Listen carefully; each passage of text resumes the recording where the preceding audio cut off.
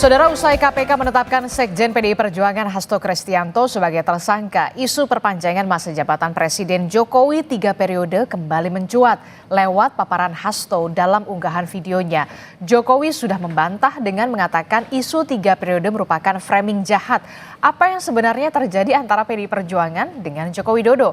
Kita bahas di pagi hari ini bersama dengan sejumlah narasumber yang sudah hadir melalui sambungan daring. Sudah ada pengamat politik Universitas Paramadina, ada Mas Khoirul Umam. Selamat pagi Mas Umam.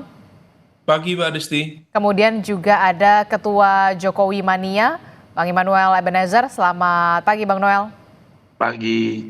Kemudian juga ada Bang Andreas Hugo Paerera yang merupakan politisi senior dari PDI Perjuangan. Selamat pagi Bung Andreas Hugo. Pagi Adisti. Iya, ini sebentar lagi padahal tinggal menunggu hitungan jam lagi kita sudah pergantian tahun. Tapi kemudian kenapa isu 3 periode Joko Widodo ini muncul lagi yang diungkap oleh Mas Hasto nih, Bung Andreas Hugo. Jadi sebenarnya ceritanya gimana sih awalnya begitu ya? Kok dibahas lagi nih soal isu 3 periode? Padahal sudah dikatakan oleh Joko Widodo ini merupakan framing jahat dan tanyakan saja ke Bu Mega, tanyakan saja ke Mbak Puan. Bung Andreas Hugo. Nah, isu soal 3 periode kemudian perpanjangan masa jabatan, kemudian sampai kepada peristiwa lanjutan, itu merupakan rangkaian. Kalau kita lihat rangkaian dari beberapa waktu setahun yang lalu, bagaimana proses politik di Republik ini terjadi. Gitu. Nah, sehingga ya kalau Mas Hasto sempat mengungkapkan hal tersebut, tentu ada maknanya. Gitu. Maknanya apa? Ya, maknanya berkaitan dengan ya kekuasaan dan penyalahgunaan kekuasaan untuk kepentingan tertentu. Gitu. Nah, sehingga saya kira di situ kita bisa menilai aja. Gitu. Oke, tapi kalau dikatakan ini adalah salah satu bentuk perlawanan dari PDI Perjuangan setelah Mas Hasto dijadikan tersangka oleh KPK, jawaban Anda, Bung Andreas Hugo? Ya, kenapa tidak gitu? Kan Hasto punya hak juga untuk membela dirinya. Oke, tapi Anda mengetahui soal ada orang di lingkaran Joko Widodo mungkin dalam tanda kutip yang membahas soal ini dan atau mengusulkan adanya soal 3 periode ini? Ya kalau itu Bung Noel lebih tahu. Oke, saya langsung ke Bung Noel deh kalau kayak gitu. Lingkaran itu Bung Noel lebih tahu, tapi kan isu itu muncul. Yang saya tahu ya ketika di MPR waktu itu kan kami sedang membahas ini di Badan Pengkajian kami sedang membahas hal yang berkaitan dengan amandemen undang-undang, kemungkinan ada rencana amandemen undang-undang dasar yang berkaitan dengan PPHN. Ya. Ketika itu muncul isu yang berkaitan dengan penambahan masa periode, masa jabatan 2 atau 3 tahun itu. Dan itu kan dibicarakan di publik, kita bisa cek sendiri. Ada yang menyampaikan bahwa itu keinginan masyarakat dengan data dan segala macam itu kan. Siapa sebenarnya Bung Andreas? Itu kan kita bisa cek Anda bisa buka aja gitu kan. Berbagai rekaman-rekaman ini kan yang video-video yang ada kan masih ada banyak itu kan. Tapi intinya ketika pembahasan itu sedang berjalan, kemudian ya karena isu itu muncul dan ada juga yang dimaksudkan pembahasan itu adalah berkaitan dengan PPHN, muncul isu itu, ya kemudian atas dasar itu kemudian ya Ibu Ketua Umum Ibu Mega minta supaya fraksi PDI Perjuangan stop membahas soal penambahan 2-3 tahun itu. Gitu. Dan itu salah satu hal yang saya kira ya baik karena dengan itu ya tidak terjadi pelanggaran konstitusi. Dan soal pelanggaran konstitusi itu kan hal yang berat. Oke, Bang Noel. Sekarang saya ke Bang Noel. Bang Noel, jadi siapa sebenarnya yang awal muasal kemudian mengusulkan adanya perpanjangan masa jabatan presiden untuk 3 periode? Kalau katanya Pak Jokowi kan sudah mengatakan, coba tanyakan saja ke Bu Mega, ke Mbak Puan begitu ya. Anda menyikapinya seperti apa ini? Ini karena saya saat itu relawan yang sikap politiknya menolak gagasan 3 periode. Pertama, kita melihat bahwa ini melanggar konstitusi. Kedua, cita-cita kita aktivis 98 yang membatasi kekuasaan eksekutif sampai 2 periode. Dan itu semua terkonfirmasi ketika saya komunikasi langsung dengan Presiden saat itu, Pak Jokowi. Saya tanya beliau, Pak Noel, ini biarin aja, ini orang-orang sesat kok katanya. Ini kan mereka kan ingin menyuburkan saya. Kita lihat aja sampai semana sih orang-orang ini kuatnya. Bahwa saya tetap konsisten pada konstitusi yang saya patuhi dan saya hormati. Itu bahasa Presiden ke saya loh. Gitu. Jadi waktu itu diketawain aja tuh sama Presiden orang-orang ini yang liar-liar ini. Dan saya saksi sejarah untuk hal itu. Gitu loh. Presiden menyampaikan, ini orang-orang ini lucu wacanain. Ini jelas-jelas ingin menjerumuskan saya kok. Dan itu juga dikonfirmasi oleh Presiden. Orang yang menggagas 3 periode adalah orang yang ingin menampar, cari muka, dan menjerumuskan saya. Kan itu berkali-kali juga Presiden menyampaikan. Kemudian ini dianggap hasratnya Pak Jokowi saat itu, ya menurut saya sih buat lucuan aja. Karena kan saya langsung berinteraksi dengan Presiden. Saya tanya berkali-kali juga, Pak Presiden ini benar gak sih? Mas Noel, saya ini patuh terhadap konstitusi, saya nggak mau melanggar. Gitu. Dan saya menghormati bahwa kemenangan saya ini berkat aktivis 98 juga yang ikut memperjuangkan saya untuk bisa maju di 2 periode ini. Dan saya tidak punya hasrat kekuasaan sedikit pun. Dan saya masih ingat kata-kata Presiden itu. Gitu loh.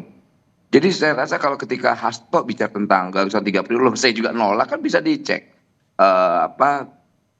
jejak digital saya. Gimana saya habis-habisan melawan itu. Walaupun kita lihat dulu ya banyak jokor-jokor yang ngaku-ngaku pendukung Jokowi yang akhirnya sekarang nyerang Jokowi berbalik. Jadi kita sih ketawa ini, cek aja latar belakang mereka semua di mana itu. Buzzer-buzzer yang sekarang bilang dinasti Jokowi dinasti lah apalah. Nah orang-orang itu semua kok itu. Makanya kita ketawa aja, kan kita tahu semua siapa-siapa orang-orangnya. Makanya kita berharap Hasto berani dong ungkapin, jangan cuplikan-cuplikan berita. Karena saya saksi sejarah loh, saya masih hidup ini. Saya tahu sekali proses politik saat itu. Karena saya juga tegas-tegasan, saya tolak, saya nggak mau. Saya bilang saya nggak akan mau. Saya ngelawan kawan-kawan saya yang dulu relawan Jokowi, saya tidak mau. Saya waktu itu sendiri, saya terbuang dengan sendiri kok. Nggak apa-apa, saya bilang tereliminasi dalam proses politik ini. Tapi saya konsisten melawan gagasan 3 periode yang sesat ini. Gitu. Dan ini menurut saya kesesatan politik dan kesesatan konstitusi ketika ini dijadikan. Tapi kan apakah masih relevan kita bicarakan tentang gagasan 3 periode? Tidak. Karena kenapa? Hari ini ada presiden yang sudah definitif melalui mekanisme demokrasi terpilih. Jadi ketika kita bicara tentang gagasan 3 periode udah nggak relevan. Ketika itu sebagai wacana biarin aja sih. Nggak ada yang nyalain wacana. Mau wacana 100 periode kayak 200 periode. Kalau bangsa ini punya komitmen untuk menolak gagasan-gagasan di hari itu, ya kita tolak. Dan orang yang menolak pun tidak ada yang ditangkap. Nah, saya orang yang konsisten menolak itu saat itu. Oke, Bang Noel mengatakan adalah orang yang konsisten menolak adanya usulan perpanjangan masa jabatan presiden kala itu 3 periode. Dan menurut Bang Noel ini sudah tidak relevan lagi nih wacana-wacana semacam ini atau isu-isu semacam ini, Bung Andreas Hugo. Respon Anda? Saya kira Noel tidak salah gitu. Artinya saya tahu waktu itu dia juga menyampaikan itu, dan kami sempat ngobrol soal itu bahwa itu benar. Tapi kan Noel kan cuma salah satu bagian di dalam lingkaran-lingkaran itu gitu. Iya. Tapi ya bahwa fakta-fakta yang ada kan juga menunjukkan bahwa isu itu juga berkembang. Saya katakan tadi itu kan hanya proses pembukaan saja kan pada waktu itu, bahwa itu kemudian tidak jadi, kemudian bergeser menjadi tambah 2-3 tahun dan seterusnya sampai dengan apa yang kita alami, misalnya ya apa yang terjadi di Mahkamah Konstitusi. Jadi ini sebenarnya perjalanan yang panjang gitu kan di dalam peristiwa-peristiwa politik ya beberapa waktu yang lalu gitu, kurang lebih setahun yang lalu gitu. Dan semua itu kan terekam gitu di jejak digital, dan banyak hal juga yang mungkin belum terungkap. Nah, sehingga kalau misalnya Mas Hasto menyampaikan itu kan apa keran pembukanya aja gitu, baru ini cuplikan kecil gitu. Mungkin ya, artinya saya juga belum ketemu lagi dengan Pak Hasto sejak sekian lama, karena saya juga baru kembali dari liburan. Nah, sehingga memang ya kalau mau bilang peristiwa, ada hal-hal yang terjadi di belakang-belakang ini kan, saya kira banyak hal yang kita semua juga tahu gitu, dan banyak hal itu hal-hal tersebut menyangkut peristiwa yang penting di Republik ini gitu. Oke, jadi Anda tetap meyakini sebenarnya 3 periode ini memang usulan datang dari memang lingkaran terdekat Joko Widodo, Bung Andreas Hugo? Ini peristiwa itu kan bukan soal 3 periode aja. Tadi apa yang dibilang Bang Hugo itu ada peristiwa lain lagi terkait misalnya perpanjangan, extend. Ketiga itu sampai wacana Jokowi jadi wapres. Jadi ada 3 satu peristiwa politik. Bung Andre tahu sekali, dan kita konsisten nolak. Dan PDIP dengan Bu Meganya itu punya komitmen melawan itu. Dan kami bangga lah ya, karena PDIP sebagai partai besar bisa menjadi garda terdepan dalam menjaga konstitusi. Dan kita bangga sekali dengan Bu Mega yang punya komitmen terhadap itu, dan juga PDIP, partai besar yang menunjukkan kebesaran ideologinya. Jadi saya rasa ke depan nanti hal-hal kayak begini, misalnya Mas Hasto, ini Mas Hasto kan ini lagi panik-paniknya, lagi sakit perut ya. Ketika di TSK kan, kemudian dia panik, kemudian dia nyerang-nyerang aja udah. Dia bikin orkestrasi, maksud saya gini, sudahlah. Orkestrasi ini hentikan, jangan seret-seret yang hal-hal yang tidak substansial, yang akhirnya malah membuat dia makin pusing.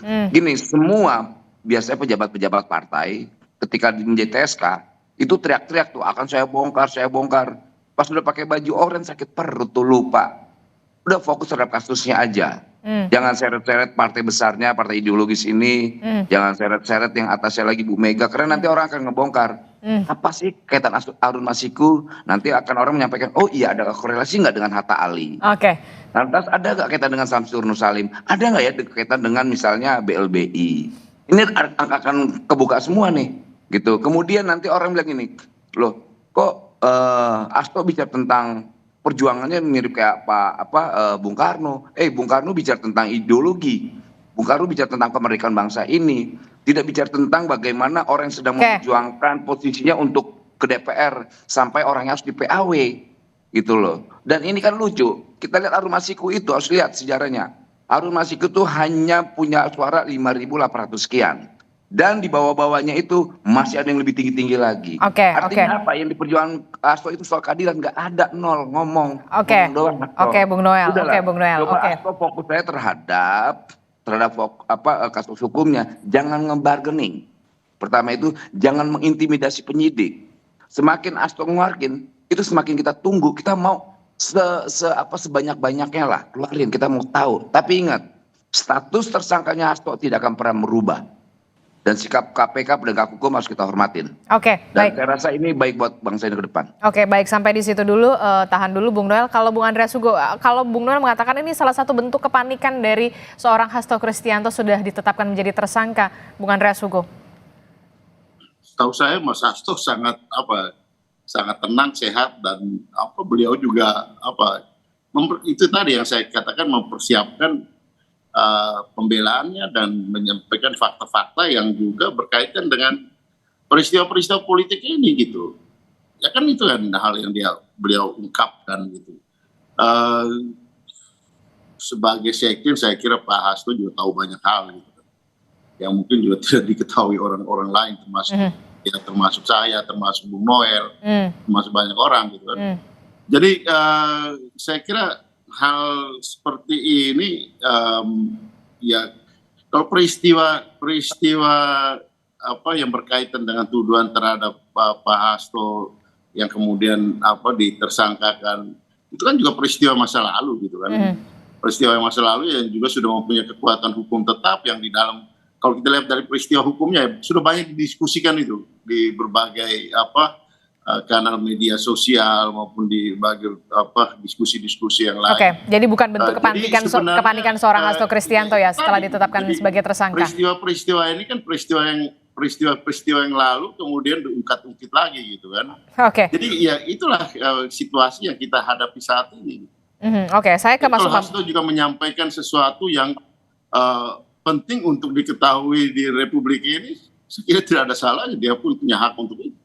Oke, Mas Umam, saya ke Mas Umam dulu, Bung Andreas Sugo dan juga Bang Noel. Mas Umam, apa sebenarnya yang terjadi kemudian setelah penetapan seorang Sekjen PDI Perjuangan Hasto Kristianto, kemudian barulah kemudian ada soal dokumen rahasia yang kemudian ingin dibongkar dalam tanda kutip dibawa ke Rusia, kemudian ini juga isu perpanjangan masa jabatan presiden 3 periode yang kemudian kembali mencuat. Jadi sebenarnya dari segi politik, dari sisi politis, apa sebenarnya yang sedang terjadi? Iya Mbak Adisti, saya pikir ini adalah bagian dari aksi reaksi dalam konteks komunikasi politik antar elit yang per hari ini tampaknya memang sedang mengalami sebuah turbulensi yang cukup sensitif. Kalaupun kemudian Pak Hasto sebagai sekjen partai besar yang kemudian sekarang ditetapkan statusnya sebagai tersangka oleh KPK dan kemudian dalam momentum klarifikasinya kemudian menyampaikan ada isu-isu terkait dengan konteks kasus, kemudian tadi ya mencoba untuk mengungkit lagi terkait dengan jabatan 3 periode dan lain sebagainya. Maka itu mempertegas bahwa garis konflik yang terbangun sebenarnya salah satunya adalah antara Pak Hasto dengan Pak Jokowi. Artinya secara tidak langsung Pak Hasto dalam konteks ini ingin mengatakan bahwa ada operasi politik yang kemudian bekerja, yang sedang berjalan di balik penetapan beliau sebagai tersangka di KPK. Itu adalah sel-sel kekuatan yang terafiliasi kepada Pak Jokowi. Nah, oleh karena itu ini yang kemudian secara tersirat tergambar dalam statement-statement itu dan serangan itu dialamatkan kepada Pak Jokowi dan Pak Jokowi sendiri juga tampaknya merasa gusar sehingga kemudian perlu melakukan klarifikasi secara langsung atas statement dari Pak Hasto itu.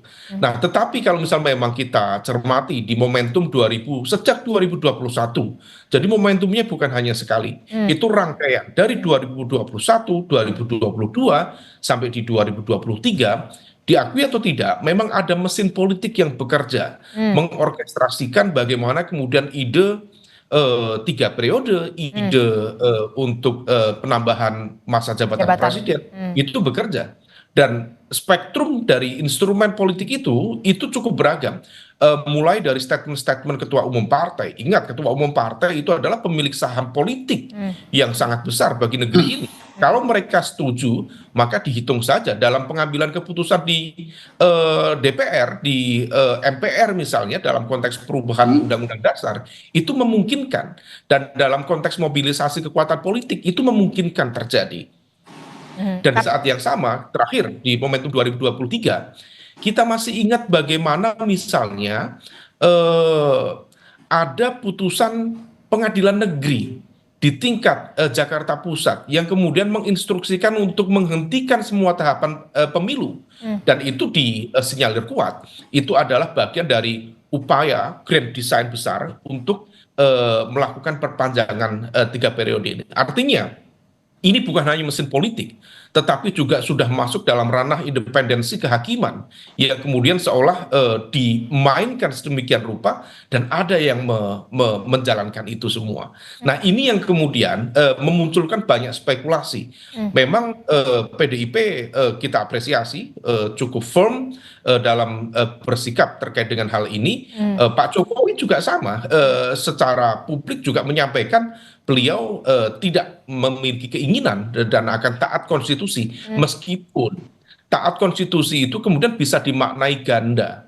Karena kalau misal konstitusi itu berubah, maka ya presiden kemudian akan taat pada konstitusi. Persoalannya kemudian siapa yang mengambangkan ada operasi kekuasaan yang kemudian mencoba untuk mengutak-atik undang-undang dasar terkait dengan konteks kekuasaan 3 periode, sehingga kemudian begitu nanti terjadi perubahan, maka akan ada yang menikmati perubahan itu. Nah, ini yang kemudian masih memunculkan misteri siapa saja elemen-elemen yang melakukan itu, tetapi saya pikir ini bukan sebuah misteri besar karena aktor-aktornya juga masih ada. Statement-statement yang disampaikan secara terbuka untuk mendukung itu saat ini juga masih ada semua. Artinya bahwa untuk membuka ini, tabir ini, saya pikir bukan sesuatu hal yang sulit, semuanya mudah. Nah, tetapi terlepas dari itu, bahwa pertarungan politik dan sekarang menjadi pertarungan politik hukum ini akan menjadi sebuah ya kalau misal kemudian Pak Hasto tadi memiliki sejumlah alat bukti, video dan lain sebagainya yang melibatkan banyak tokoh, kalau misal itu tidak dibuka, justru juga akan menjadi sebuah persoalan hukum sendiri. Oke. Artinya ada upaya untuk menutup-nutupi sebuah tindak perkara. Kita tidak tahu apakah itu pidana, perdata, atau kemudian dalam konteks kejahatan konstitusional tertentu. Nah, kalau misal kemudian kita menghadirkan prinsip dasar akuntabilitas, kemudian transparansi, dibuka saja. Karena itu adalah bagian dari exercise kita untuk menghadirkan good governance dan juga ruang demokrasi yang lebih terbuka. Justru kalau misal kita kemudian tidak membuka itu, ini akan saling menyandra. Dan kita tidak ingin hal itu justru menjadi alat bargaining position untuk bernegosiasi sehingga kemudian endingnya ya akan menjadi cerita lalu. Dan saya pikir itu bukan menjadi sebuah pembelajaran yang baik dalam ruang demokrasi dan upaya menghadirkan tata kelola pemerintahan yang clear, yang transparan dan accountable. Mbak Disti. Nah, jadi sebaiknya ketika memang soal isu 3 periode kembali mencuat, kemudian bahkan yang melibatkan juga Bu Kony yang mengatakan dokumen rahasia dan segala macam dugaan skandal dengan melibatkan sejumlah tokoh begitu ya sampai dibawa ke Rusia, ini sebaiknya ya dibongkar saja supaya benar-benar transparan, benar-benar ada pemerintahan yang kemudian baik begitu ya. Jangan sampai kemudian ini jadi alat tawar-menawar, gaining position kalau menurut Anda, Mas Umam? Iya, karena seringkali di dalam konteks pertarungan kekuasaan itu kemudian berakhir pada negosiasi dan kompromi. Dan negosiasi dan kompromi itu didasarkan pada satu prinsip apa yang sering disampaikan Bang Andreas dengan background international relations itu. Bargaining dalam konteks ini itu balance of power. Balance of power itu dihadirkan untuk memunculkan dilema. Nah, dilema-dilema ini yang kemudian membuka ruang negosiasi. Kita tidak ingin satu hal, satu kasus, satu konteks persoalan tertentu, kemudian dimunculkan kasus yang lain yang sifatnya itu sebenarnya bukan untuk membuka, tetapi untuk bernegosiasi. Dan saya pikir itu dalam konteks pertarungan politik seringkali terjadi. Dan tetapi kalau misal ini didudukkan dalam sebuah ikhtiar yang baik untuk menata kembali sistem pemerintahan kita, sistem politik kita, saya pikir itu akan menjadi sebuah hal yang sangat produktif. Bukan semata-mata untuk mencari siapa yang salah, kemudian siapa yang harus dipenjarakan, bukan itu. Nah, ini yang kemudian harus diletakkan pada satu prinsip dasar untuk memperbaiki kehidupan kita dalam berdemokrasi. Meskipun kalau misal kemudian ini nanti dibuka, itu berpotensi menjadi perang bubat. Karena kalau misal Mas Hasto membuka fakta-fakta itu, Mas Hasto juga akan dijadikan sebagai dalam tanda kutip pesakitan dan tidak menutup kemungkinan akan memunculkan reaksi yang lebih besar yang kemudian akan saling menyandra satu sama lain. Nah, ini yang kemudian kita tidak inginkan, sehingga kemudian penting bagi civil society, bagi independent media seperti Kompas untuk mengawal proses politik seperti ini. Oke, saya ke Bung Andreas. Benarkah kemudian saat ini setelah penetapan tersangka dari Hasto Kristianto, PDI Perjuangan dan Hasto Kristianto sedang membuka ruang negosiasi bergaining position dengan adanya soal dokumen dugaan skandal termasuk juga perpanjangan masa jabatan 3 periode ini, Bung Andreas Hugo? Benarkah yang dikatakan oleh Mas Umam? Ya, yang Mas Umam sampaikan tadi itu teori di dalam hubungan internasional ketika ada dua power yang sedang bertarung, terutama di masa perang dingin dulu, untuk menciptakan suasana tetap damai, ya dicarilah jalan keluar negosiasi posisi bargaining power untuk kemudian terjadi balance of power sehingga tidak terjadi konflik. Itu namanya teori balance of power.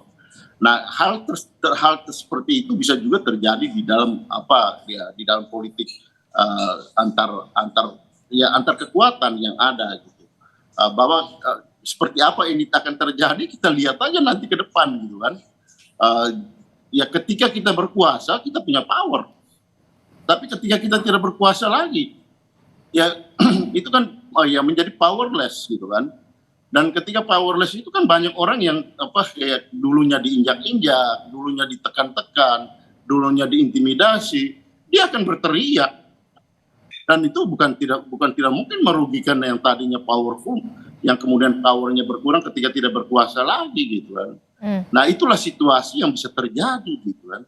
Dan sangat mungkin itu terjadi di dalam proses politik yang ini bukan hanya masalah hukum, ini politik hukum yang ada di Republik ini yang sekarang terjadi. Kita semua tahu bahwa masalah-masalah ini kan tidak di balik masalah ini bukan hanya masalah hukumnya.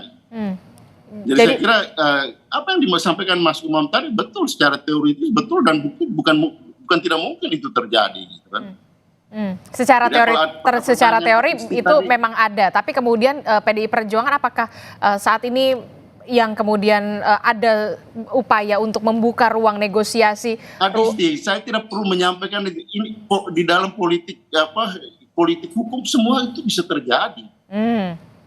Dalam arti apa?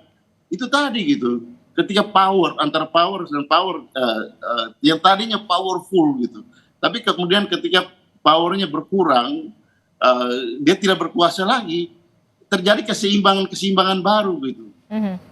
Dan itu bukan tidak mungkin itu akan terjadi konflik. Dan kalau untuk mencegah konflik itu orang kemudian dia mencari solusi dengan balance of power. Gitu. Bahwa itu memecahkan masalah itu tidak. Saya kira masyarakat yang akan menilai apakah kita perlu kemudian hanya karena terjadi balance of power kemudian ya meredam situasi, menutup yang lain. Ataukah kita membuka itu kepentingan misalnya kepentingan pengamat, masyarakat, civil society, mungkin ya lebih baik kita buka dan konflik, nggak apa-apa konflik. Oke, baik. Ini kan bagaimana sudut pandang kita melihat persoalan. Bang Noel. Gimana pertanyaannya apa Mbak? Bang Noel, kalau Mas Umam mengatakan mungkin saja ada peluang untuk ruang negosiasi terbuka begitu ya, ada tawar-menawar, bergaining position setelah seorang Hasto Kristianto ini kemudian ditersangkakan oleh KPK. Ya, jangan sampai kemudian ada saling menyandera di sini. Nah, yang pasti apa yang dilakukan Hasto hari ini adalah bentuk sandaran politik. Dia ingin menakut-nakuti, pertama sedang mengintimidasi penyidik. Ini akan saya bongkar nih ya, kalau seandainya kalian benar-benar tangkap saya. Kedua, analisa saya, sebetulnya dalam persoalan ini ada yang perintah saya loh. Dia mau narik-narik orang lagi nih. Entah siapa yang ditarik lagi nih. Ketiga, ya tadi saya bilang, coba ingin bargaining posisi TSK-nya. Nah, dengan kondisi seperti ini, kan dia coba menyampaikan ke publik bahwa saya punya puluhan rekaman video terkait skandal, melebihi dari skandal Watergate di Amerika. Ya dibuka dong, kan kita sedang menunggu itu, gitu loh. Kita menunggu itu, jangan diancam-ancam, rakyat ini jangan diancam-ancam, penyidik kita jangan diancam-ancam. Jangan kasus tersangkanya menjadi bargaining politiknya dia. Nah ini kan persoalannya sekarang ini, itu kan persoalan ranah pribadinya. Gitu. KPK penyidik itu tidak melihat ini partai atau A atau B. Ya kejahatan itu ya kejahatan dia pribadi. Gitu loh. Jadi ya kita tunggu apakah si Bung Parno ini, paranoid ini udah kan paranoid sekarang dia. Makanya saya panggil Bung Parno. Gitu, dia mau nyamakan Bung Karno yang orang punya gagasan besar dengan orang yang bicara hal yang kecil ini. Jadi saya rasa Bung Hasto udah fokus terhadap kasusnya. Lantas biarkan ke depan ini kita melakukan langkah-langkah yang lebih baik. Alangkah baiknya tadi yang diutarakan senior saya Bang Hugo, ya kita bicara ke depan aja. Memang dalam sebuah teori untuk menciptakan perdamaian, ciptakan perangai dulu gitu loh. Itu biasa. Kemudian coba ingin menegosiasikan kasusnya, kita kan tahu isi-isinya apa aja gitu loh. Ya yang jelas salah satu isi dari negosiasi itu adalah coba menghindari Hasto dari tersangka. Penyidik saya yakin semakin Hasto membuka dokumen-dokumen yang dia miliki itu semakin suka penyidik tanpa mengesampingkan statusnya sebagai tersangka. Bikinnya sebanyak-banyaknya, tapi kan aneh. Masa korupsi bisa divideoin sih? Di mana di Republik ini kayak bikin sinetron gitu. Emang bisa korupsi di videoin? Yang saya khawatirkan nih, dia hanya mengambil cuplikan-cuplikan berita. Berita A, berita B dikumpulin ini loh, buktinya berita A, B dibuktikan gitu loh. Di sisi lain, aktor yang sebenarnya korupsi itu nggak tahu, karena nggak mungkin korupsi itu bisa diketahui gitu loh. Dan cuma penyidik dong yang bisa melakukan itu, dan penyidik pun biasanya mereka memiliki standar operasional tersendiri ya, terkait misal barang bukti dan sebagainya. Jadi Mas Hasto udah fokus lah kasusnya, jangan narik-narik, nanti orang akan melihat dia makin nggak berempati. Biasanya kan ketika ada negara melakukan kezoliman terhadap warga negaranya, ada pemberontakan tuh rakyat. Nah kali ini nggak ada, rakyat ngeliat cuek-cuek aja Hasto, itu mau ditangkap kayak mau apa, nggak mempengaruhi perut rakyat, gitu loh, nggak mempengaruhi orang yang di pinggir jalan sana. Oke, baik Bung Noel. Saya berharap Hasto harus nangis seperti yang dulu-dulu tuh. Kan dia suka nangis tuh. Coba nangis dong Hasto dong. Silakan Bung Andreas Hugo. Bung Andreas, jangan-jangan dokumen-dokumen yang dikatakan oleh Mas Hasto dan juga Bu Kony yang ada di Rusia ini hanya cuplikan-cuplikan yang ada di media sosial yang sudah ramai sebelum-sebelumnya. Kalau menurut Bung Noel, kalau yang Anda ketahui bagaimana Bung Andreas Hugo? Benar nggak nanti akan benar-benar akan dibongkar pada saat waktu yang tepat? Ya, Adis, Anda tidak usah memancing saya. Dan kalaupun saya tahu, saya tidak akan menyampaikan itu. Gitu. Dalam arti apa? Ya kita tahu. Yang saya ketahui ya Hasto ada di dalam posisi yang penting. Ya sebagai sekjen partai, dia juga tahu banyak hal. Jadi bukan cuplikan-cuplikan yang ada di media sosial yang sudah ramai ya? Anda bisa pastikan itu? Saya tidak perlu menyampaikan itu, Adisti. Tapi yang saya tahu, dia pasti juga tahu banyak hal yang tidak diketahui orang. Ya itu saya bisa pastikan. Jadi kalau misalnya Mas Hasto menyampaikan itu, ya itu tadi kita lihat aja nanti. Kalau tadi Noel bilang ya dia Parno atau Mas Hasto itu tidak takut kok berhadapan dengan situasi seperti ini. Dia malah menjadi lebih tegar lagi di dalam situasi ini. Jadi kalau mau bilang ini udah hal yang biasa gitu di dalam perjuangan gitu. Buat PDI Perjuangan ya kalau tadi bilang orang mungkin takut, orang tidak mau membela dia atau rakyat cuek sama situasi seperti ini. Kita lihat aja di dalam perkembangannya nanti. Dan ini pasti akan dibongkar? Anda bisa menjamin itu? Kita lihat deh, makanya saya katakan kita lihat di dalam perkembangan nanti. Nggak berani. Masalahnya gini. Ya itu tadi, kita tahu banyak hal peristiwa yang sebenarnya ujung-ujungnya itu kan sudah banyak muncul ke ruang publik kan. Iya, Bung Andreas, pertanyaan saya, benarkah nanti akan benar-benar dibongkar? Anda tidak usah memancing saya untuk hal tersebut, Adisti. Tetapi kemungkinan untuk itu bukan tidak mungkin. Berarti kalau ada kemungkinan, berarti masih ada mungkin iya, mungkin enggak dong, Bung Andreas? Pak Hasto sudah sampaikan itu. Gini, saya ngejawab aja lah. Oke, silakan Bung Noel. Bahwa apa yang dilakukan Hasto itu tidak mungkin terjadi. Kenapa Anda bisa punya keyakinan seperti itu, Bung Noel? Ini penakut, siapa yang bilang Hasto punya nyali? Orang nggak berani kok. Makanya dari kemarin saya tantang Hasto, buka dong, kita mau tahu. Rakyat ini kan menunggu, gitu loh. Buka dong biar bagus, biar bangsa ini ke depan ini punya azas transparansi itu, gitu loh. Jadi jangan, ya benar apa yang senior saya sampaikan. Hasto ini kan masuk dalam lingkaran kekuasaan, dia tahu sekali perilaku, aliran kekuasaan, aliran abuse, penyimpangan dan sebagainya. Buka dong, kalau dia kader yang tangguh, orang yang berani. Jangan omong-omong, dia sampaikan tuh, gitu. Kita mau tahu, jangan sampai kayak yang lain-lain ya. Pas di TSK kan masuk penjara pendiam ya. Gitu loh. Ini memalukan. Saya yakin 1.000.000% nggak berani dia. Tapi kita berharap juga 1.000.000% untuk segera diungkapkan. Oke, itu menurut keyakinan Anda ya, Bung Noel. Terakhir. Sangat yakin, bukan yakin lagi, sangat yakin. Oke, baik. Saya Terakhir. nggak pernah meleset dari keyakinan saya. Oke, baik. Saya ke Mas Umam. Terakhir, Mas Umam. Apa yang terjadi ketika memang benar-benar ini akan dibongkar? Apakah benar nanti akan ada turbulensi politik yang luar biasa? Mbak Adisti, sekarang rakyat se-Indonesia sudah tahu bahwa melalui dari statement Pak Hasto bahwa ada sejumlah dokumen, data yang barangkali bisa menjadi alat bukti dalam konteks hukum yang kemudian bisa dibuka atas nama keadilan. Kalau misal kemudian itu dibuka dengan cara yang elegan, saya pikir Pak Hasto memungkinkan barangkali dalam perdebatan di internal lembaga penegak hukum untuk dipertimbangkan menjadi justice collaborator. Tetapi kalau misal kemudian hal itu tidak dilakukan, sementara masyarakat se-Indonesia sudah tahu bahwa beliau memiliki data, bahan, materi yang kemudian memiliki muatan hukum, tetapi kalau misal tidak dibuka, maka hal itu bisa masuk dalam kategori obstruction of justice.